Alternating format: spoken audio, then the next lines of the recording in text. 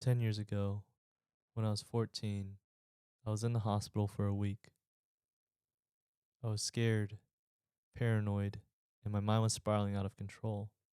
I was losing touch of my reality, and I was showing signs of schizophrenia, and my cognitive faculties were failing me.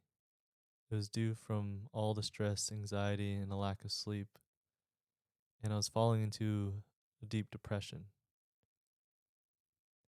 And throughout this year, I've been really trying to find the right words to describe what happened to me in that time period of my life, but my memory is still fragmented and foggy.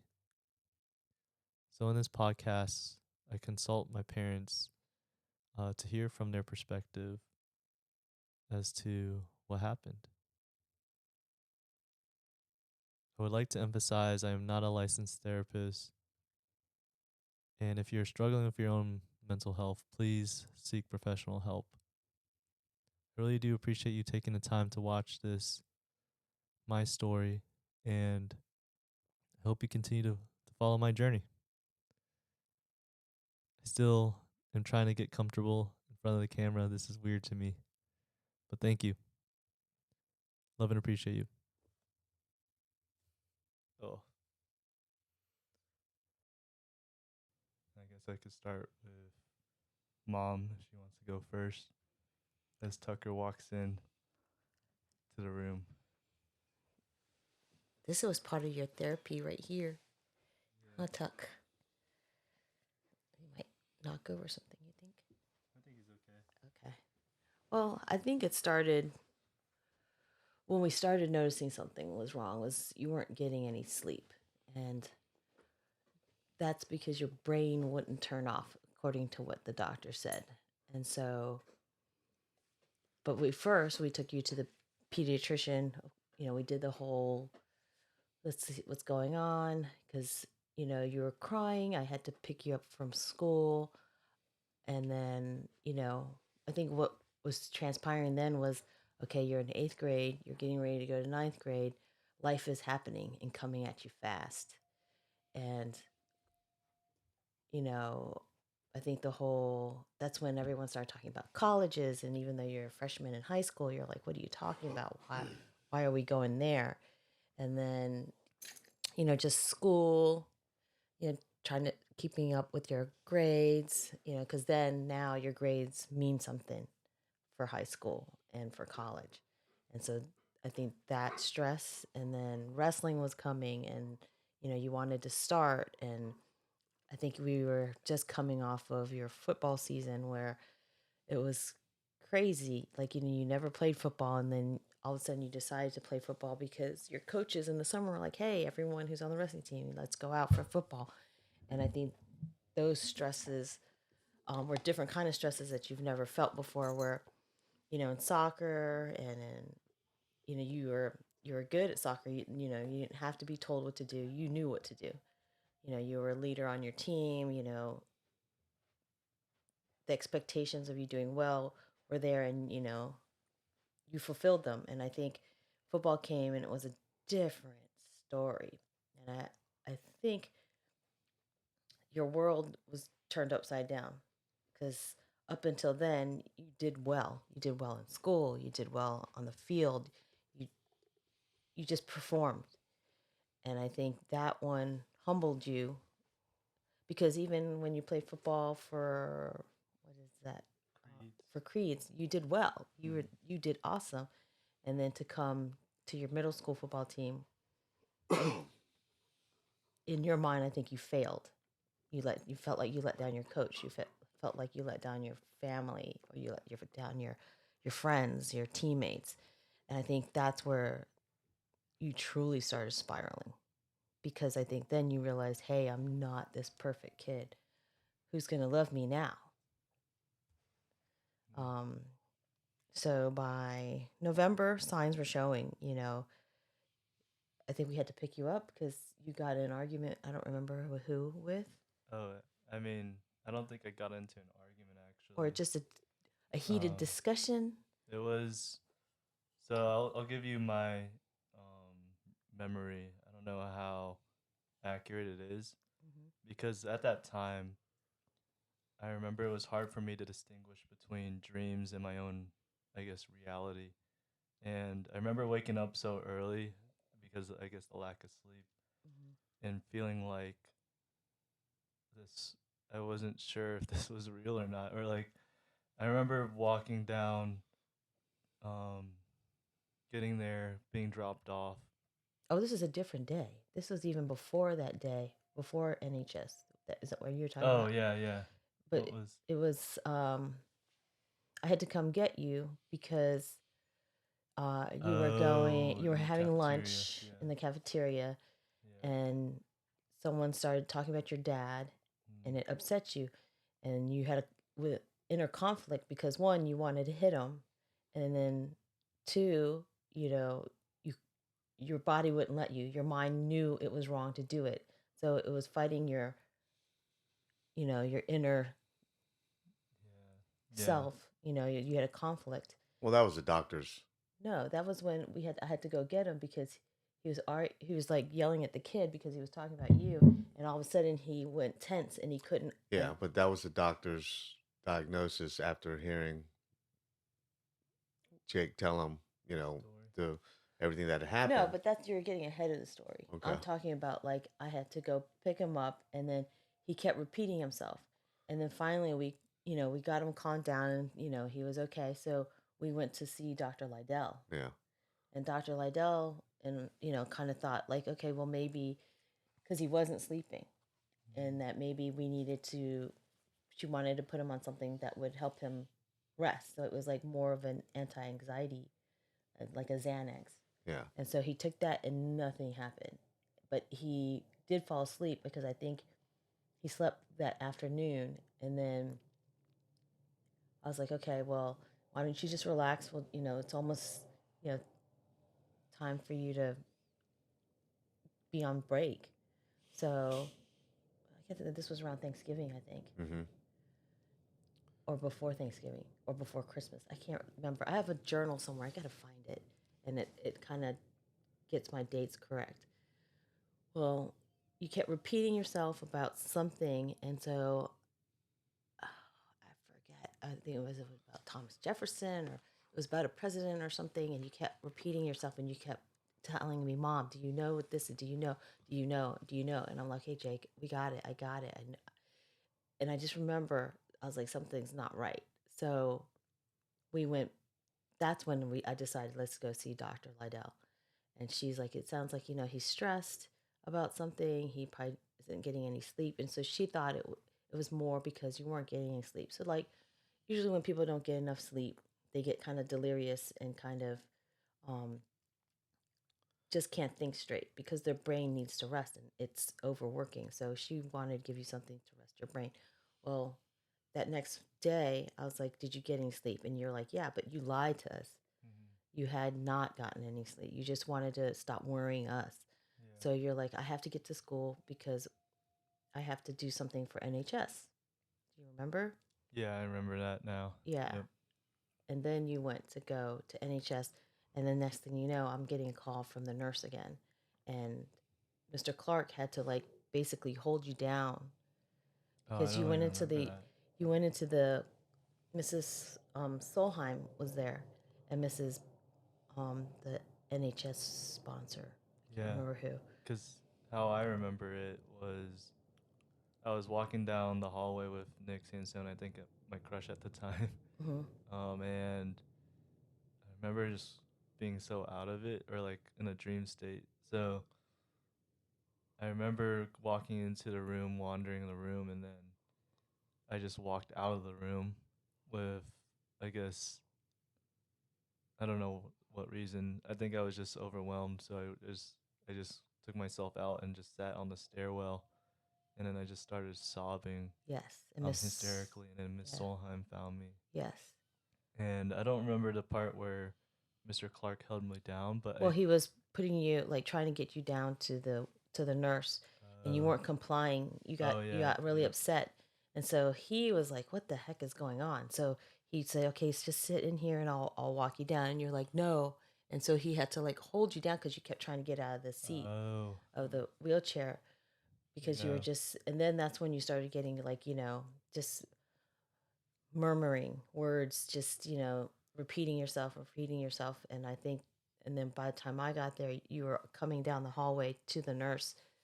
And I don't know if it was Miss Peterson or Miss Solheim or the nurse who called me to come, that something was wrong. And this is before school started. And people were like coming in, trickling in. And one of your friends, Reiner, saw you and he's like, Jake, what's going on? And you just had a look in your eye, like you weren't there. And so I brought you home and we were like, what's going on? And then you just kind of came back and was like, yeah, I'm just tired. And then you started crying. And I think like, right, it was coming, he was in and out, like just Mm-hmm. back to normal. And then you'd see something on TV and then it would scare the heck out of you. And it was something normal that shouldn't have scared you. Um, and then you were watching another movie and you thought it was so funny, but it was like a serious thing. And I think that's when your voices started talking to you. So this was like over a weekend. Do you remember any of this? And I could be getting my Uh, days a little jumbled. well, I want to hear more of Dad before I delve deeper. I wanted to see what was going through your head, Dad, as this was happening. Uh, well, to kind of give everyone the context, so what Jake's talking about and what we're talking about is November of 2014 till about January 2015. Jake was going through a time where uh, things didn't seem real. So we took a while for me to accept it because I couldn't. I've never dealt with mental health and the seriousness of it, and how it really impacts somebody, and it doesn't really affect you until it really actually happens to you or someone that you love. And so I couldn't believe it. Everything that Marisa was telling me, I was like, no way. What's going on? He was in his prime and going into his wrestling season as a eighth grader. Breaking up the starting lineup, and I can see where Marisa's talking about how football kind of added a different dynamic because he just kind of got thrusted in there as the punter, I believe, or the kicker, Mm-hmm. because they recruited him knowing that he played soccer. He did well in soccer. Was on the brink of breaking out in wrestling, and football was just a new thing. So, you know, being a student athlete and maintaining, a high GPA and the academic naturally adds a different stress. And I think during that time period, something happened and something triggered that, at the end of the day, we ended up in the hospital for 30 days, a week. Well, it felt like 30 Yeah. days. Um, but through that whole, time period, that whole holiday break, I mean, we were walking on eggshells because we weren't, didn't have any experience in dealing with mental health and, you know, going through it and working it out, seeking, professional helps from, two different doctors, uh, and finally getting through it that, it was, that he wasn't schizophrenic and it was more of a, Depression. anxiety, you know, Yeah. Severe, severe depression. severe So the, anxiety breakdown yeah. or whatever, Mm-hmm. I don't know technically what it was, but, it's just one of those things because, it was new territory for us and trying to cope with it and then trying to, you know, talk about it now, 10 years later, and what we're trying to recollect. I mean, it was a time in our life that we all got through, and thank God that, he's at a point now that we can all reflect on it and have a, open discussion to see what we all recall. Um, but it was a scary time. And, then you have a different mindset on how you look at things. And, at the end of the day is, how do you treat the pressures of life that hits you? Because in all perspectives, it's like, you know, you really don't sweat the small stuff, and nothing's really should, you know, get you so upset that it just ruins your day or, you know,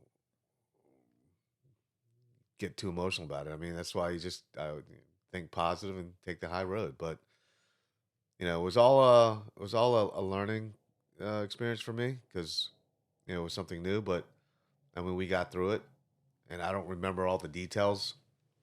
Um, you know, the specific details. I mean, it comes and goes and stuff. I just remember holding you in the hospital, and they had these wires all on your head and everything, and you were trying to take it off because they were doing all these tests on you, and all you said to me is, this is the wrestler coming out of you. I don't want to fight you because we got up and then we had kind of locked up, and I was trying to restrain you and put you back down on the The gurney. gurney or the hospital bed, whatever. And I can feel you. I mean, you're you were working out, you're strong, and you're Yeah, getting ready to. the doctors and nurses were like, "Oh my god," because we had to have a spinal tap. They're like, "Oh my god, we're gonna have to put him under to do this because he's too strong. Yeah, and He's I too strong. We've never had a kid resist us like this. He's too strong." Because you gotta remember, you're only like 120 pounds, and you didn't look strong. You looked like a little kid, and so when raised up, the nurse was a guy. It was a big guy. And he was like, "Oh my god, he's too strong." And they were like, they knew. They were like, "Okay, we're going to end up someone's going to end up getting hurt. So we're just going to we need to put him under." So the next morning they put you under. We went downstairs and you were like, looking around because at this point you weren't getting any sleep. You're finally getting sleep. So your brain was finally resting. And all we had was the neurologist. We hadn't been visited by psych. Nobody had come in because, mind you, at this time, it's the time of the year where a lot of kids are depressed. And so a lot of kids are in the hospital. So the psychologist or the psychiatrist, no, psychologists at the time and psychiatrists, both in the in CHKD, were super busy. And so they were, they had to like case by case because you were fine and you weren't hurting yourself. And I think the cases that got most attention were the kids who wanted to hurt themselves. And you never, the whole time too, just so you know, you kept telling me and Dad, "I don't want to die. I don't want to die. I don't want to kill myself. I don't want to die. Can we just go home?" Um, because it was a scary time. Dad and I didn't know what to do, so we had to trick you into going to the hospital. You Yeah, know, I do remember that. and so we checked you in, and of course they looked at you like this kid is on drugs. Really? That was their whole thing. They were like, "We want to." I think that's why they made us wait so long because they wanted to see if it would wear off or that you sure. And they kept questioning, "Are you sure you didn't take anything? You sure you didn't take anything? You sure no one slipped anything into your drink or this or that?" And you're like, "No, I don't take drugs." You were adamant about it. You're like, "I don't take drugs. I don't take drugs." And I'm thinking they also were changing shifts of doctors. So the first doctor was like, came in, wasn't even like, whatever. He was like, he passed it off as, "Let's get some blood work done, urine test." He in his mind thought you were on drugs. The next doctor came in, and this time it was a woman doctor. And she was like, "This isn't right." She talked to you and you actually listened to her. Because, mind you, while we're waiting, right, babe, he's Mm-hmm. pushing the ceiling tiles and there's cameras, there's cameras. Because I think this is the point where we were getting scared because you were now having hallucinations. Mm-hmm. And because it was probably the weekend. So from NHS, that was a Friday. So the Saturday, you know, I stayed home with you. We were supposed to go somewhere, and you know, we ended up not. And I was just like, we'll just stay home, and because you were so scared. You were so scared, Jake. Any little thing would scare you. But the weird part is when your sisters would come in the room, you would have enough strength in your mind to act normal around them because you didn't want to scare them. So in their minds, you were fine. But then the next day, it was just too much. So Dad and I devised a plan to get you in the car and tell you we were going to go see somebody. We had to go see somebody at the hospital, and that you had to come with us, and your sisters were going to go to Nana's house because there was a Christmas party. And you're like, "Well, I want to go to the Christmas party." And I was like, No, we're going to go here. It's someone wants to talk to you. And somehow we got you into the hospital. and you are looking around, you're like, why are we at CHKD? What are we doing here? And then, we checked you in, and you're in a daze, complete daze. I can still see it in my mind's eye, and I'm like crying. And your dad's trying to hold it together, and he's trying to hold me and tell me like, stop crying, because we have to be strong for you. That's the whole thing. Dad was like, we have to be strong for him. We have to, because at this time, Dad's still not understanding what's going on. He's like, this is crazy. There's no way my son is crazy. Because I have a feeling that's what it doesn't run in your family. Because a lot of mental health, most cases, it runs in the family, or there's been some traumatic event that happened that would cause kids to, and usually it's kids who are in like bad homes, and so that's when the lady started talking to us and asking us questions, the doctor, and we have to, she's like, what, I think um we're going to have to admit him because there's something else going on. We want to rule out a brain tumor. So then Dad and I were like, what the heck, are you kidding? Now we're like, because sometimes there's an effect when there's a brain. So we had to do all these tests, and that's why we were checked in, and that's why they were doing all those spinal taps and all that stuff, because they thought it was physical, something that we can't see on the outside, but it could be happening in your brain. Because we, it's 14 years ago, 13 years ago, Uncle Rodney was in the hospital. So of course that gave us another kind of anxiety and scared. But through this whole time, Jake, you're talking, you're mumbling, you're apologizing, you're doing all, just trying to get out of there to go home, saying whatever we wanted you to say so that we could go home. um but we didn't go home. We went, they finally took us, I mean, it was hours we were in the ER, hours. And we finally got into a room, like a corner room upstairs. And that's when it all began. And we got all the tests done, and they probing you. And, I went to your school and let them know. And they're like, okay, well, we can send them homework to do. And you would try to do it, and you would get the answers you were getting, but then you could only concentrate for so long, maybe 5 minutes, and so then of course you're worried, I need to get back to school, but break was coming up. You had missed that week of school, but by then break had started for you guys, for Christmas break. And you're like, I want to go home, and I was like, or it was almost starting or something. I believe it was that week, like you had half days all that week, so you missed um all of this. And then the neurologist, Dr. Frank, I did not like him, because he was like, something else is going on. He doesn't have, we've done all the tests, we've done everything. And finally, I would say by the third or fourth day, Dr. Dozier comes in. Mind you, all this time too, people were bringing like dogs in, and like that was the only time like we would get like a reprieve, and you were back to yourself, when they brought dogs, and you were just playing with them, and it made you happy to see these animals, even though I think one of them you were allergic to. But they would just play with you, and then they're like, okay, we have to move on to the next one. And he's like, okay. And they're like, well, bring another dog, because like it was a different dog each day.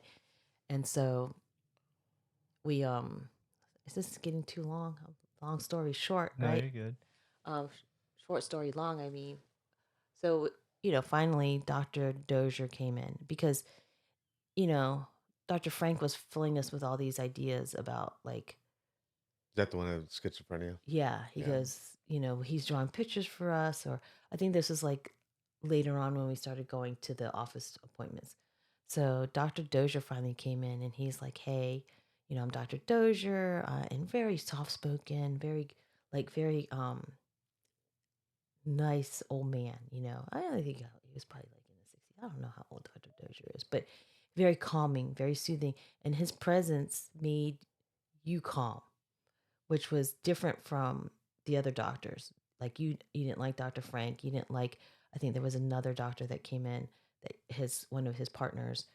And then Dr. Dozier came in with, I think, a student um, doctor that was doing her residency. And they were, they asked you questions, and, you kind of sat there, but then you left us, and you were back to the hallucinations and voices and stuff. And so Dr. Dozier's like, talking to you, and he's like, okay, okay. And kind of like trying to assess. And he goes, I apologize for taking so long, but we're super busy and it's just us two. This is when the CHKD were finally realizing mental health was something that they really had to look into.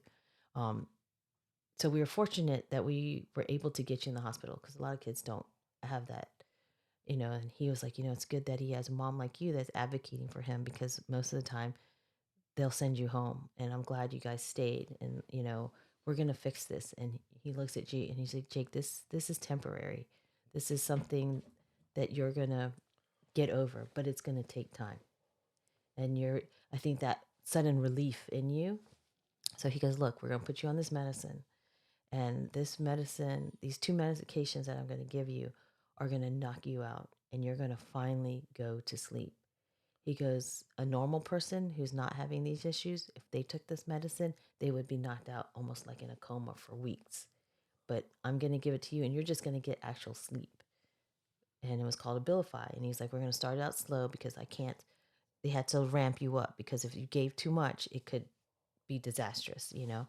And so he started taking it, and you started calming down, but you're like, I don't take drugs. And he goes, because he called it a drug. I'll put you on this drug. And you're like, I don't take drugs. And you were like, oh, no, no, no. And then we were like, we have to say medicine. We could not say drugs, right, Dad? Yeah. Could not say drugs. It had to be medication, so you would take it. And you couldn't call it candy, because, some people, it's just candy. We couldn't trick you. And I think Dr. Dozier was like, yeah, just be honest with him. If he has questions, just always be honest with him and tell him everything, because he needs to know. He's a smart kid. He needs to know what you're doing to him. So none of the probing anymore. They took off the IVs. They took everything off. I mean, and you would eat, it wasn't really too bad with your diet and stuff, but you kind of were watching what you eat, because you're like, wrestling season's coming. So in the back of your mind, you still are having all these pressures. So even though Dr. Dozier was helping, these pressures weren't going away, and you were not coping with them. And so he's like, look, we need to find him a psychotherapist, which is a psychologist, because he's a psychiatrist. So Dr. Dozier's a psychiatrist. He goes, once you go out, he gave us a list of names, start calling these people, and, make sure he takes this medication. Well, I guess in my mind, you started coming back a little bit, but just very groggy, because the medicine was just knocking you out. And so by Christmas, you still, like, we lost you somewhere. Your eyes weren't focusing on us. You still were thinking, oh, that's the other thing. You thought I wasn't real. You thought that I was someone put here in place of your mom. You kept telling me, you never said it to Dad, but you always said it to me, like, you're not my mom. Who are you? You're not my mom. Something in your head was telling you that I wasn't who I was. I don't really remember that. Yeah. Yeah. You're not my mom.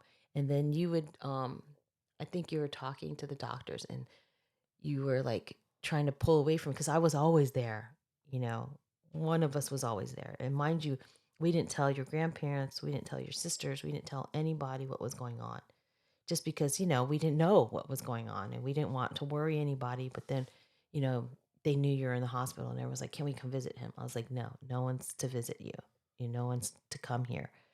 And, yeah, you were like, you're not my mom. And then, like, at night when we would go to sleep, I was like, Jake, let's go to sleep. Just go to sleep. And you're like, okay, mom. Okay, mom. And then you would just stare at me like, I don't know who you are, but I'm going to call you my mom, because you say you're my mom. And you would just talk. Like, the nights would go out, and you would just talk. And you would talk about things like, Mom, I'm not gay. Or, Mom, why did these kids in my school bully me when I was little? And I was like, and this is all news to us, what your thoughts and everything, like all your greatest fears, all your um, thoughts of questioning yourself and everything came out. Like, you know, I think you even question your intelligence. Like, am I not as smart? Are you just telling me that, or why am I not the best athlete? Or do just all of your insecurities came out when we were in the hospital. I wrote them all down. They're all somewhere. I have to find that pink notebook. And, just questioning who you are. And then he's like, why does dad hate me? Even that, you didn't think dad loved you. It's just, it's the weirdest thing. Like every single thing that you ever thought in your mind was so wrong, to me, in my mind. Like, where did we go wrong? Where did this kid think that he was so unloved or unlovable or so disliked? Like what? And I didn't even think you were like who. I don't even know if like your friends. You were like questioning your friends, like even like the kids who were like nice to you were actually mean to you. Like you started talking about kids from Newcastle, like the black kid whose arm was Oh shorter, yeah, Jalil. Jaleel, and then Braden Snyder, Brandon Snyder, Yeah, someone. Braden Yeah, and and how others. like they would make you feel dumb, or Jaleel would steal your lunch, and you never told us any of this. You kind of internalized a lot. So I think what happened was all of these things started becoming voices in your head, Yeah. and then with the lack of sleep, it just took over all your insecurities, all your fears, biggest fears at the time.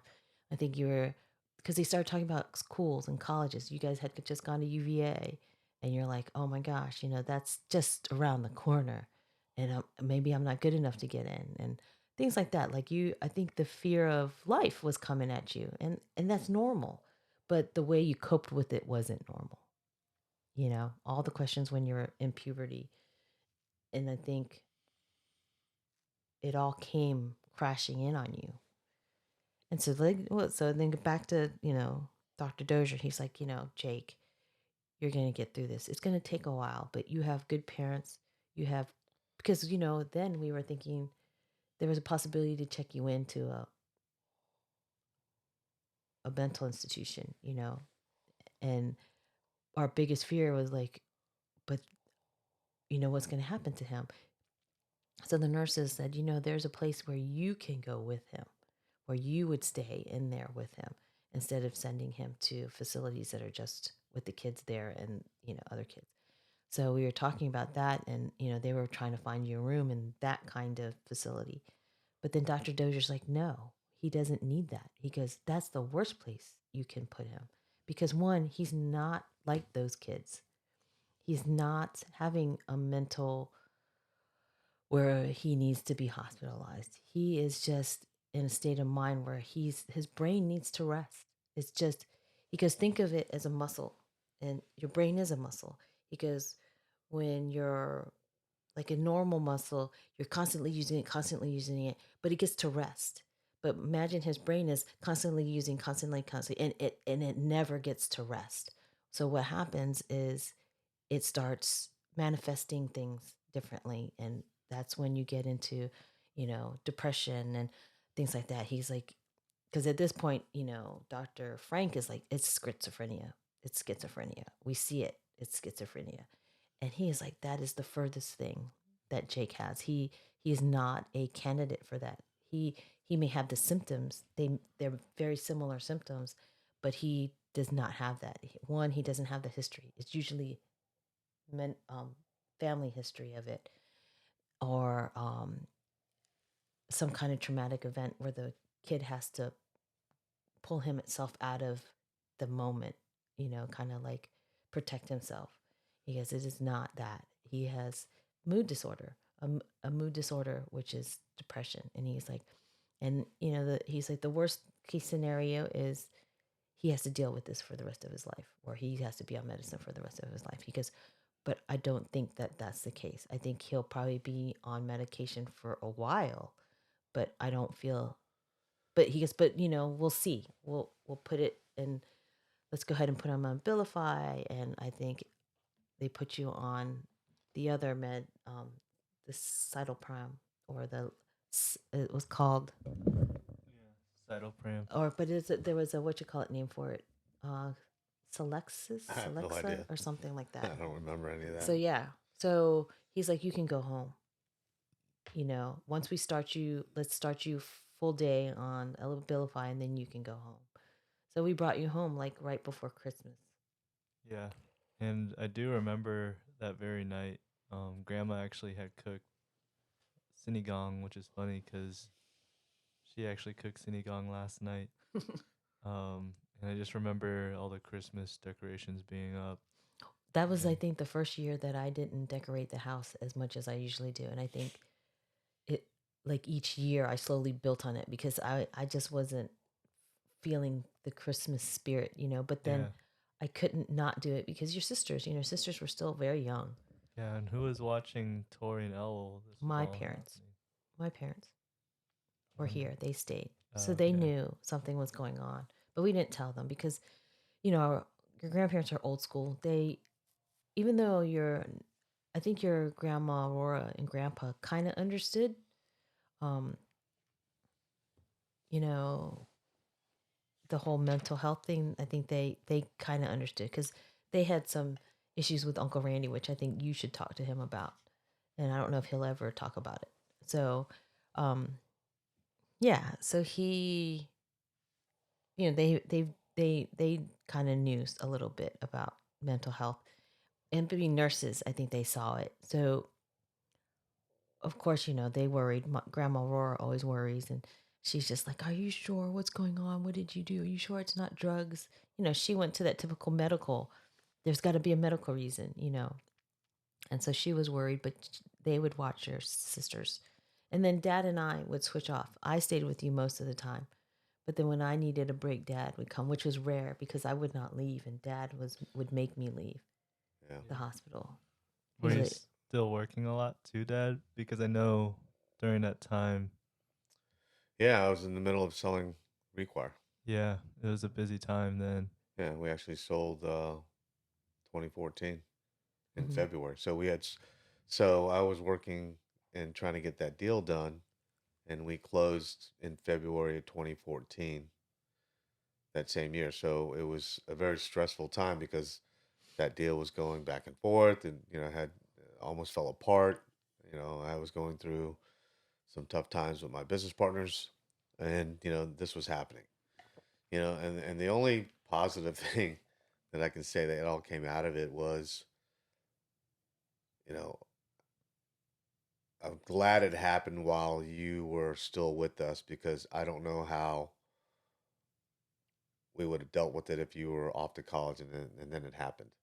And then so through that experience and what you lived through 10 years ago, I think it helped you be better prepared when life started really impacting you, right? Yeah. So I mean, you learn, and that's what the cycle of life is. You take those experiences, you learn from it, and you move on. And fortunately for our situation, you going through that, gave me a different perspective on mental health and parenting overall, and just grateful that we were there to help you get through it, whereas opposed to being 3 hours away, right? and and now how you're reflecting on it and learning from it and trying to get an understanding of it, it's good for you to get that out of your system. But sometimes, like Mom says, it's slippery slope. You can't really go so deep into it where it really consumes you. I think you can just kind of talk about it, get through it, but I wouldn't go down that whole trying to truly understand it, because it's just one of those things that it's your brain. Like the brain the is the brain is a very hardest. Yeah, complex yeah, muscle in any yeah. human thing or human body, and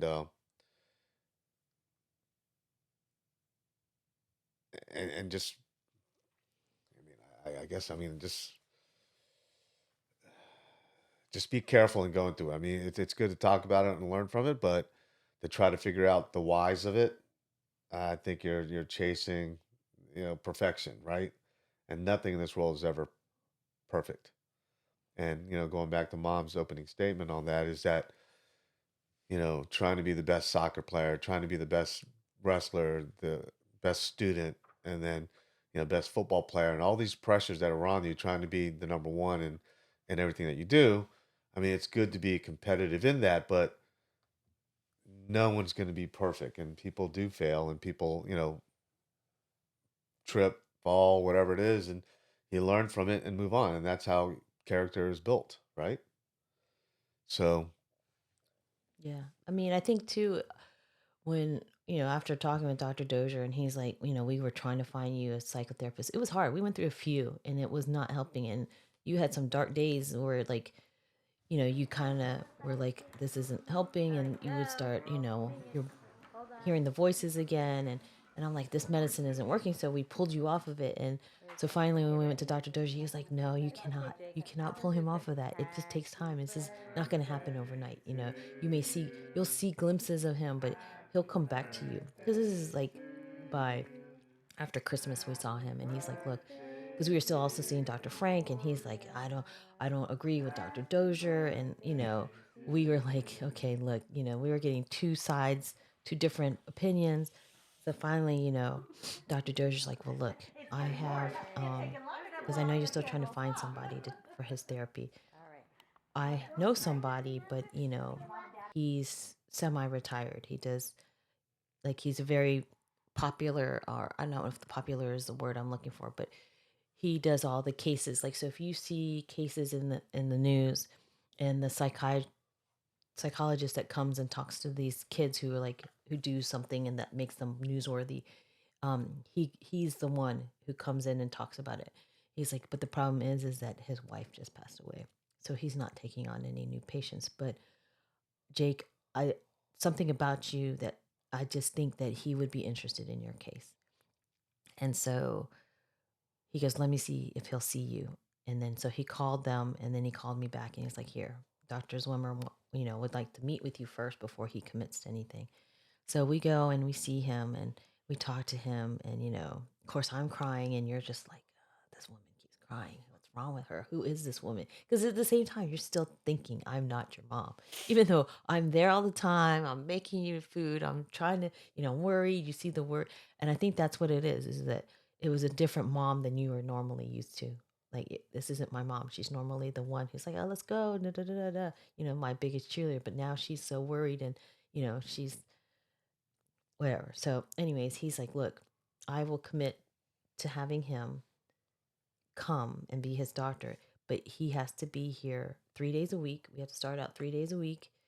And you Wow, got to is that imagine, much? yeah, 3 days a week 3 days a week. And to get there, it takes 45 minutes to an hour, depending on traffic, because it was in deep in Chesapeake. Chesapeake, Yep. right? And so he goes, but the moment you're late for one in the appointment, I'm done. Or if you miss any of the appointments, we're done. And he was very adamant about it, because he's like, I'm not taking on new patients, and you're the last one I'm going to take. And so, and for some reason you really liked him, and he was just really tall. Yep, I He had like remember. an accent. I don't know where he's from. He's from German, maybe? maybe German, Zwemmer, yeah, German. But he was the nicest. Dr. Dozier and Dr. Zwemmer is like, you had the dream team. You know what I mean? And so I would take you. You weren't going to school. We had put you on like a where they would bring your homework to you, but you're like, I'm gonna fall behind. I need to go to school. I need to go to school. And so Dr. Zwimmer was like, you're not ready to go back to school. You need to still rest your brain. School will be there. You'll be fine. And I had gone to talk to all the teachers and your principal, and they're like, we'll do whatever he needs. So we dropped your elective classes, and your elective teachers are like, oh, I love this What kid. elective was it? I don't Forget. even remember. Maybe home ec. No, I don't remember what it was. But you just kept Latin. You kept all your classes that mattered for high school. Yeah. Your geometry, your sciences, your Mr. Perry's class. Mr. Perry was really worried about you, and your English teacher. They were always calling and checking on you. And so yeah, so with like 3 days a week, I would drive you for an hour, and we were always early. He always knew we were going to be there. And, Dad and I would go in with you at times. Sometimes it would just be you. And then, but he told us, look, this age, he can refuse to come see me, because at 14 in the state of Virginia, the kids decide what they want. It's not the parents. You cannot force him to come. You Wow. can't force him to take medication. You can't, this all has to be on him. But for some reason, you complied. You were like, it's fine.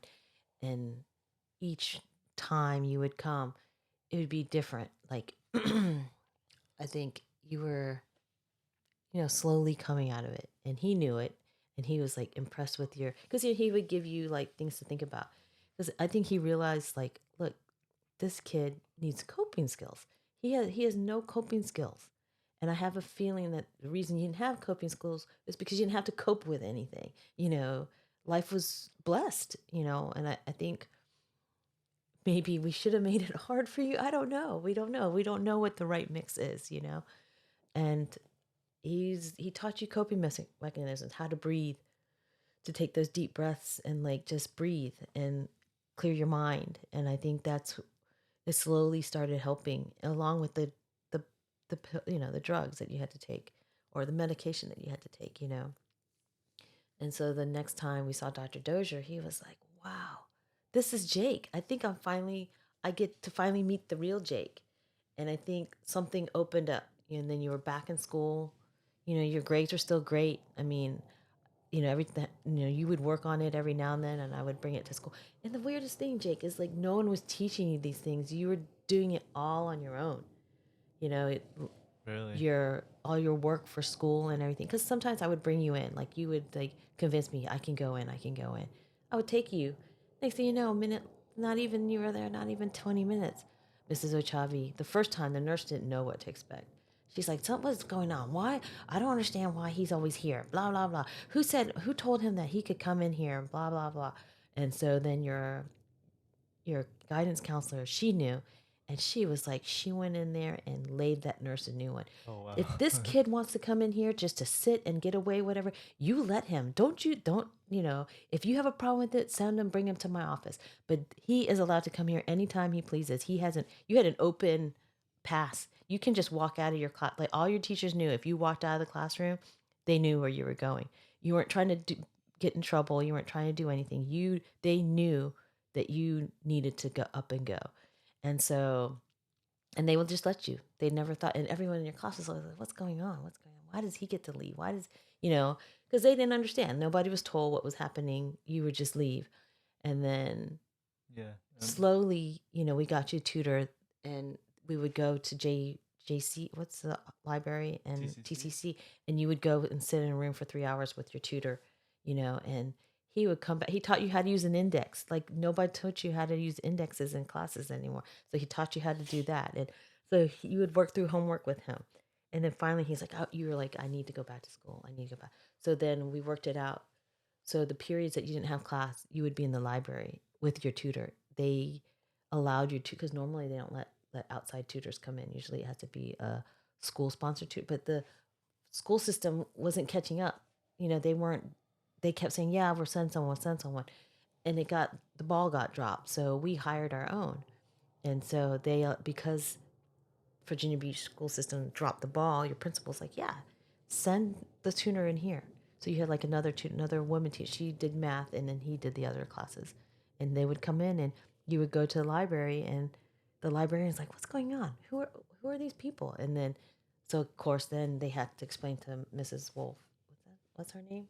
You know her. Mrs. Crow. Crow, Mrs. Bro. Crow. And so, you had your little space, between classes, and your for your study hall or whatever. And yeah, you kept your grades up. You had straight A's, Does any of this ring a bell? Do you remember? It was a big black guy was the first tutor, and then the next tutor was like this short little black lady.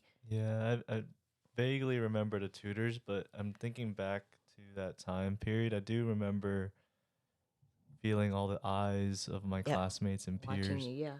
and I do remember moments where I could feel myself like heating up or Mhm. feeling like the little, oh, how do you call it? The little nerves in my body moving Yes. really fast and like, You would always say there was tingling in your hands. yeah, yeah.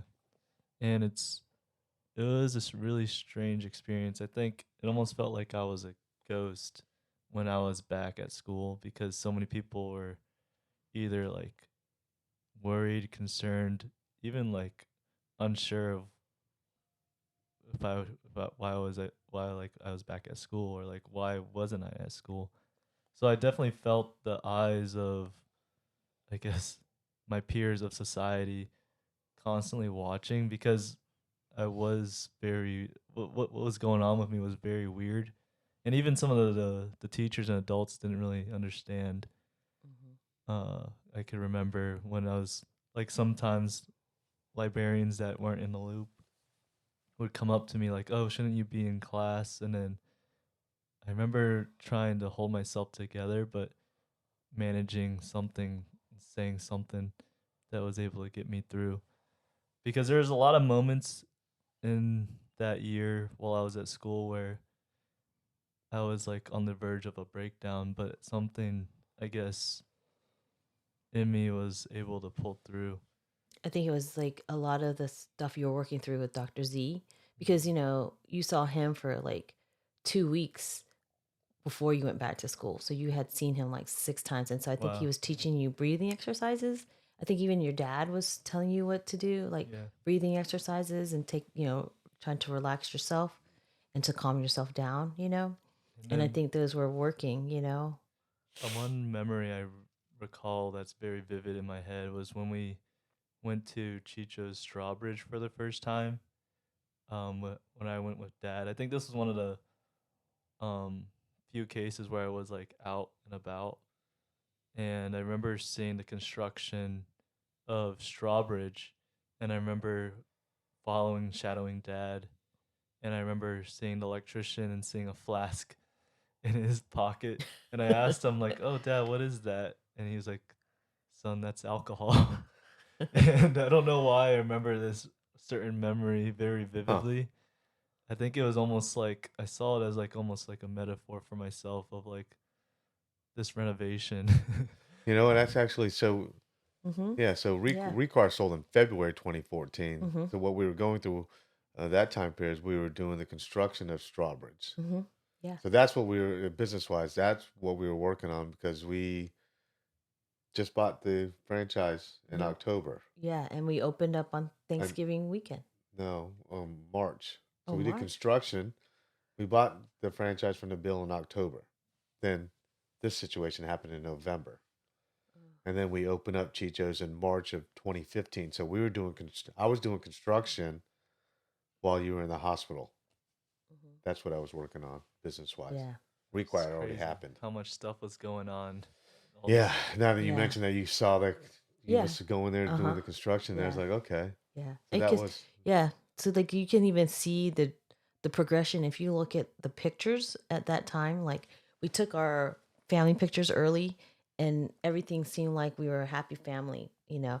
And then as you slowly look at your pictures, Jake, like your sisters are normal, but there's a look in your eye that's so like you're not there. Like you're just going through the motions. I figure that's what you mean. Like you just feel like you're there but you're not there, and you're Yeah. just going through the motions because this is what is deemed right or the appropriate thing to do at the time. So it was weird, and that's how I always would talk to Dr. Z about, like, the light in his eyes is gone. The like the jovial little kid who's always usually happy, or just there and just enjoying it, because you're when you were younger you were more of an observer than you were someone who partaked in something, unless you knew you were good at it. It's like Yeah. almost to the point where you're like, I'm not going to try that because I'm not going to be good at it. So let's not try it. You know what I mean? You And hit so, on a good point with the observation. I think for observing mhm, nature, I think also another part of me was realizing I don't see the world the same as most people. And I was making all these connections in my head that might have not been there, mhm, but I was also making connections that could have been there. And I think also I was noticing all these different things of the world, and I was like wondering why other people couldn't see the stuff I was seeing. So then that maybe led me down to the extreme of the spiral of seeing hearing connections voices. everywhere, Yeah. hearing voices everywhere. Right. Because I was really observing myself in my own mind to the point where it's always like over obsession of being so aware, being so self aware that it wasn't really self awareness anymore, which is such a strange paradox, because it is a slippery slope. Um, but I think I was mentioning all those changes of like I was observing like with the family, with dad and the businesses, and I think I was able to see it, but I never was able to actually understand what was actually going on. So maybe it might have been because then we're all rooting it from my football days and me feeling like a failure then. But I think I was also catching on my environment and observing what was around me. And I think it was almost like, yeah, it was an overwhelm of all these different stimuli and stimulus. Because now I guess reflecting on it now, I think there are so many changes going on besides just puberty. But there's Um, also social media. yep, and yeah, that's another That thing. was the other thing. Like you were noticing a lot on social media because you guys didn't have phones. We weren't really letting you. But then you started noticing other kids who were maybe like I think Ellis was in there and like you're saying Ellis is not being good and I think it was like almost a aha moment for you. Like we're like, "Oh my god, there's a world that's happening that I am now part of that I don't think I like." He's like, people are putting all this stuff, and that was like, it's weird, Jake, because even now, I think if you think about it, you're like, people shouldn't be putting all this stuff on here. This is so personal, and I think that fear of you, like, is my personal stuff gonna go out there? Or, why would you put just stuff that your brain and your age wasn't ready for? And I have a feeling that that even translates to like kids nowadays where they're on social media too early and it's too overwhelming and it gets to be too much, and that's why you're seeing a lot of kids having mental health issues because they're getting exposed to things that they're too young for. Yeah. And I think that's what was happening with you. You weren't ready for it, even though you were some of the kids in your grade probably were thinking, doing stuff and seeing it, and they felt they were ready. And I think you were just too innocent for social media. You know what I mean? It's been an hour now. Yeah. Yeah. So do we need to like To re do a Start. part two or Yeah. whatever? But Yeah, we might need to do a part two because I know we're running low on time here, and I know Dad probably has a lot to say too, but it might not be enough time. Yeah. We can Um, revisit. but I think we got the context of what happened. Is there any thoughts that you want to include here, Dad, no, I before think we? I've already shared what I recall from it. And I think this was more for you to kind of get an idea from our perspective of what we went through with it. I guess was the intent of this recording. You Yeah, and I guess to do a wrap up on my last thoughts on this, before I'll give myself maybe 4 more minutes before 10 a.m.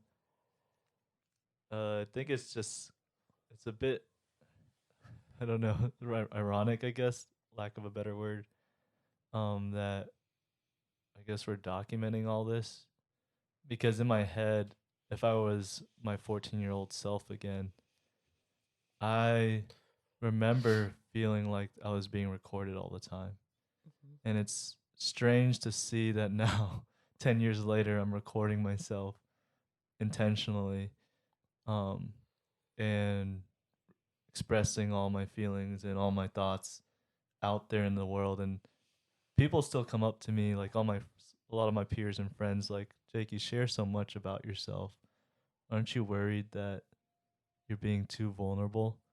And I mean, it's still a voice I hear in my head, but I don't really care too much about sharing myself because I know I don't really have anything to hide.